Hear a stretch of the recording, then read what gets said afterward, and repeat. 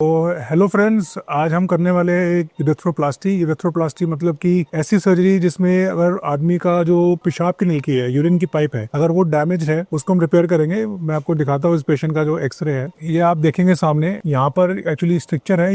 ये ब्लैडर होता है, पेशाब की थैली। ये पेस की पाइप है। जो पेस की पाइप और ब्लैडर के बीच का एरिया है जिसको हम नॉर्मली बल्बर यूरेथ्रा बोलते हैं। उस बल्बर यूरेथ्रा के अंदर स्ट्रक्चर है जो तकरीबन 1.5 सेंटीमीटर का है। इस पिक्चर के लिए ये पेशेंट ऑलरेडी 1 या 2 बार जो OIU है, OIU मतलब दूरबीन से सर्जरी है, वो करवा चुके हैं। पर दूरबीन की जो सर्जरी है उसका रेकरेंस का और फेलियर का चांस होता है, क्योंकि यंग पेशेंट है, बार बार सर्जरी नहीं करना चाहते, एक लॉन्ग टर्म स्थायी सोल्यूशन चाहते हैं। तो इस केस में हम इनकी जो ये पेशाब का रास्ता है उसको नीचे से खोलेंगे और पेशाब का रास्ता खोल के उसके अंदर जो स्ट्रक्चर सेगमेंट है उस स्ट्रक्चर सेगमेंट के ऊपर हम खाल लगाएंगे। ये खाल या तो हम मुंह से लेंगे या हम नीचे से जो आगे की जो चमड़ी है जिसको हम सर्कमसिजन बोलते हैं वो भी करके आगे की चमड़ी को भी हम लगा सकते हैं। इसको फोरस्किन ग्राफ्ट बोलते हैं। फोरस्किन ग्राफ्ट का एडवांटेज क्या है कि मुंह की खाल बच जाती है और नीचे के नीचे से रास्ता जो है वो रिपेयर हो जाता है। तो इस सर्जरी को बोलते हैं यूरेथ्रोप्लास्टी और आज हम यूरेथ्रोप्लास्टी करने वाले हैं। ये हमारा जो है ये OT सेटअप है। तो आप देखेंगे कि यूरेथ्रोप्लास्टी में काफी ज्यादा प्रिपरेशन, लोग, असिस्टेंट, नर्सेज लगते हैं।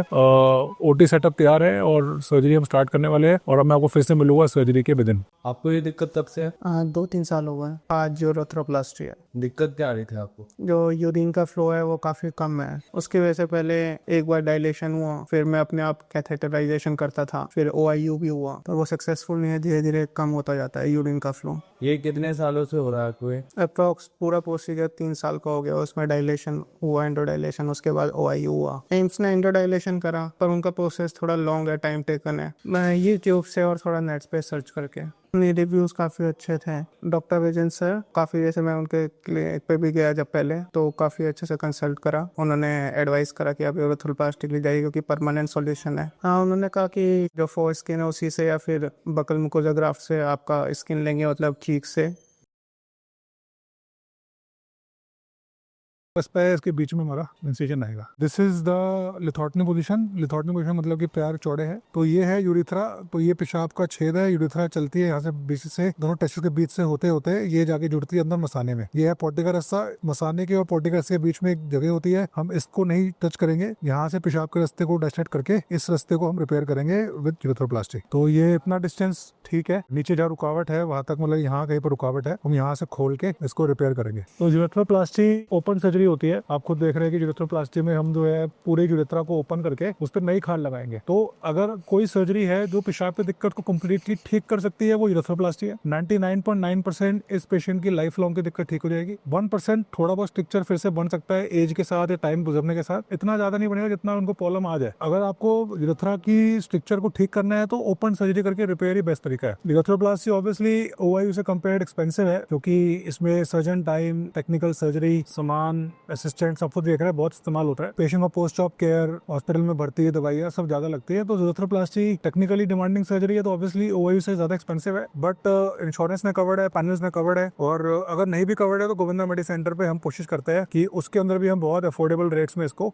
तो ये आ गया यूरेथ्रा और ये है बल्बो के उन्होंने मसल। ये वही मसल है जिसको हम कीगल में एक्सरसाइज कराते हैं। यही कंट्रोल करता है आपके इजैकुलेशन को। वो बहुत जरूरी है कि इस मसल को हम प्रॉपर्ली सेपरेट करें। तो एक बार आपका यूरेथ्रोप्लास्टी हो जाता है, आपका स्ट्रक्चर सेगमेंट हट जाता है, तो फिर आप बिल्कुल आराम से पेशाब कर सकते हैं, सेगमेंट का डिस्चार्ज कर सकते हैं। सक्सेसफुल यूरेथ्रोप्लास्टी के बाद मरीज जैसे मर्जी चाहे नॉर्मल पेशाब करता है। और अगर यूरेथ्रोप्लास्टी सक्सेसफुल है, जो कि 99% चांसेस है, तो ये नॉर्मल पेशाब कई दशकों तक, मतलब डेकेड्स तक आता रहेगा। बिल्कुल है। वो कई पेशेंट को लगता है कि डायलिटेशन कराना सेफ है, पर आप देखेंगे इस मरीज ने OIU सिर्फ 2 बार कराया है। इस कारण से यूरिथ्रा जो है वो हेल्दी है, उसकी जो यूरेथ्रोप्लास्टी सक्सेस रेट है ज्यादा होगी। अगर ये मरीज डायलिटेशन कराता है, क्योंकि जो छोटे सेंटर पे करते रहते हैं, तो इसका यूरिथ्रा पूरा सड़ जाता, बड़ा सेगमेंट होता, फॉल्स पैसेज बनते, इन्फेक्शन होता, पस पड़ती, तो हमें यूरिथ्रा बिल्कुल अनहेल्दी मिलता, तो उसमें सक्सेसफुल रिजल्ट लाना मुश्किल होता। तो अगर आपका OIU 1 या 2 बार फेल हो चुका है तो आपके लिए यूरेथ्रोप्लास्टी एक much better, safer, quicker, faster, long term option है एज कम्पेयर टू बार बार dilatation.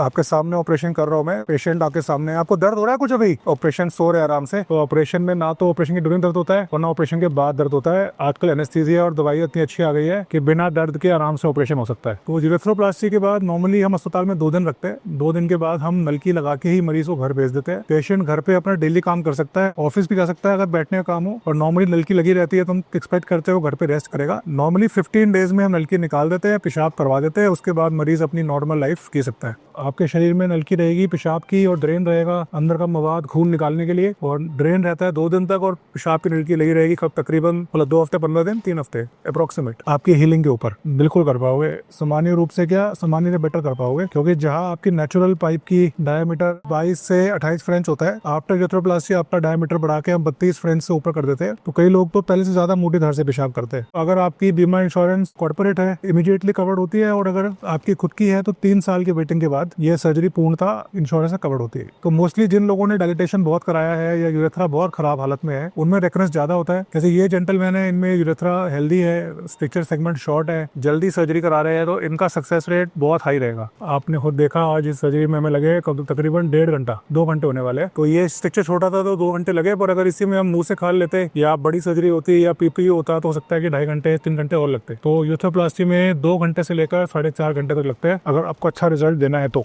We are about to end the surgery. अब जो है इनका इंसिजन क्लोज होगा, ड्रेन फिक्स होगी, ड्रेसिंग होगी। तो मोटा मोटा यूरोप्लास्टी 2-2.5 घंटे की सर्जरी है, जिसमें डिस्टल फ्रैक्चर के मरीजों में परमानेंट आराम मिल जाता है। ऐसा आराम मिल जाता है जो लॉन्ग टर्म चलता है। यूरोप्लास्टी बदनाम है क्योंकि मुश्किल सर्जरी है, रेकरेंस है, बट अगर अपने सेंटर पे कराई जाए तो यूरोप्लास्टी में रेकरेंस रेट भी काफी कंट्रोल में है, और अच्छी सर्जरी इसलिए क्योंकि आप 5, 6, 7 बार डायलिटेशन ओआईयू में जितना खर्चा करेंगे उससे कम खर्चे में आपको बेनिफिट मिलेगा। और खर्चे से ऊपर है कि शरीर कटता है, हर बार आप भर्ती होते हैं, पेशाब में दिक्कत आती है, डिस्चार्ज नहीं कर पाते हैं, यूटीआई होता है, इन्फेक्शन होता है, पस पड़ती है, तो हर बार आप परेशान होते हैं। तो परेशान होना बंद करिए, यूरोप्लास्टी कराइए, पेशाब का रास्ता ठीक कराइए। अगर है आपको पेशाब के रास्ते में दिक्कत तो उसको कराइए यूरोप्लास्टी से मरम्मत। तो ये है मेरा मैसेज आज का डॉक्टर गोविंदा की तरफ से। Good bye, take care, tata, thank you and meet you in the next surgery, next OT.